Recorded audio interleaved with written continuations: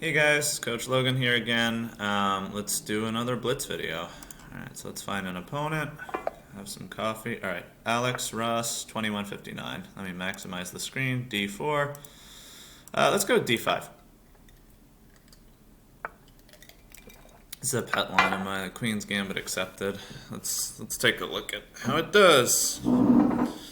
White's doing the Queen's Gambit. We'll see what happens if we just take the pawn. General point in this is it's usually unwise for white to try to cling on to this pawn. You really want to make sure you get central counterplay. So okay, so he's going there. All right. Okay, he wants to fianchetto. Well, in those lines, maybe I actually can try to cling on. Let's play c6. Sometimes if they bring this bishop away from this pawn, you actually can make an effort to cling onto it. Okay, now he played a4, so he will make it tough for me to do that. Okay, if he's going to do that, now I think I'm actually...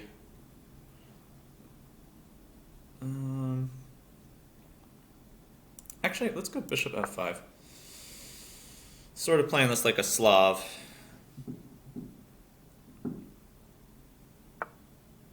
Alright, so he's attacking that pawn. Fair enough. We'll just... let's go bishop e4.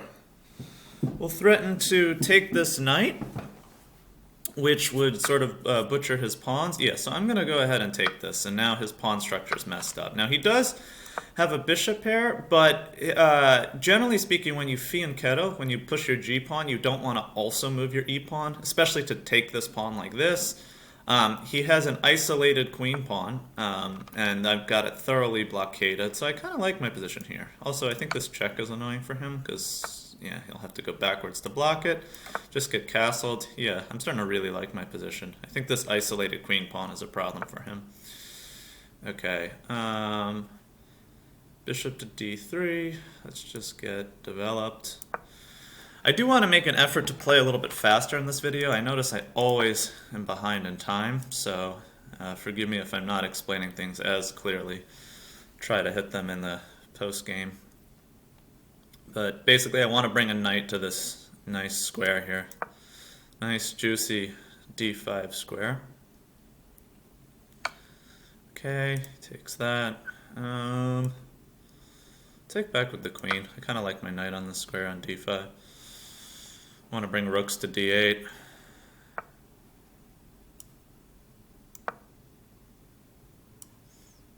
If he takes my knight with the bishop, how do you think you should recapture? Alright, I think we should take with the rook to keep this file open, because this is a weak pawn and I want to be able to put pressure on it. So he's attacking the bishop. But if I back it up, he takes on b7, so that's a little bit annoying. Let's go queen back to e7.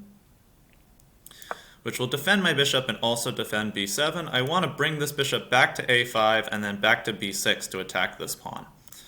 So I often say with bad pawns, when your opponent has like a bad pawn, doubled, isolated, backwards, you want to remember BAD, B-A-D, which means block, attack, destroy. So I want to really make sure this pawn is blocked, which it is very, very firmly, and now I'm going to try to build up an attack on this pawn with bishop back to b6. Again, you don't want to block your file where you can attack it, so you don't want to recapture with the pawn there.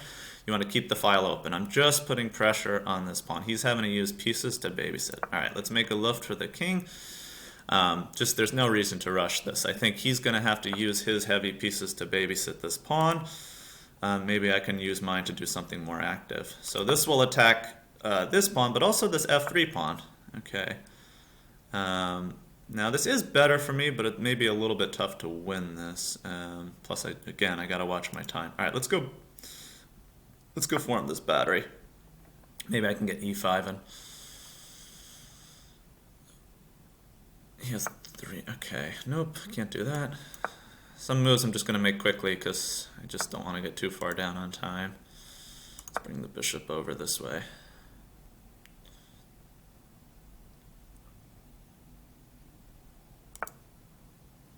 I'm going to go f5. Break up his king and then bring the bishop to f6. If I can create weaknesses by the king, that might help me. Okay, let's bring this bishop here. I kind of like that diagonal a little bit better.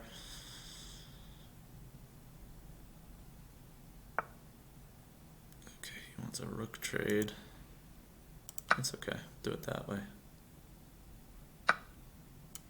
Queen d5. Okay. Just get the king out of there. He's attacking this pawn.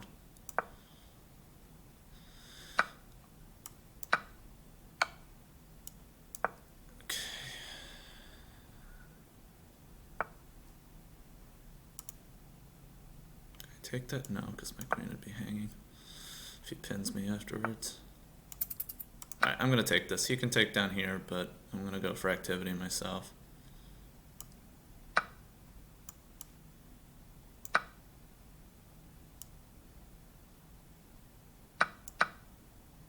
Up a pawn. He's going to try to check my king, but I can tuck it on h7. Bring my queen to d5 and challenge him. I have this passed c pawn, so I think I want to start running that. Yeah, okay, let's push this pawn. Oh, but I just hung that pawn. Okay. Silly, silly, silly. Okay. Okay, he's going to take, and then I'm going to fork with check, and my pawn is going to run. Yep. Okay, alright, so... not the cleanest game. Let's decline the rematch because I want to analyze this. That was not the cleanest game, and I made bad moves in time trouble, but I'll try to explain my ideas now. So basically, yeah, we just got kind of a normal Queen's Gambit accepted.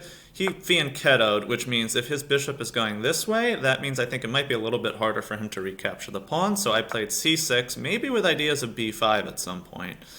But he stopped that with a4. Alright, so then I brought my bishop to this diagonal. Now he's attacking this pawn, so I went bishop e4. The point being, so this is not that uncommon a maneuver, where if they're fianchettoing, you bring this bishop on this diagonal to try to counteract their powerful light-squared bishop. He took, and then I just get to mess up his pawn structure. And for the rest of the game, I was trying to play against this isolated pawn. So playing normal moves, trying to make this pawn the object of like my plans.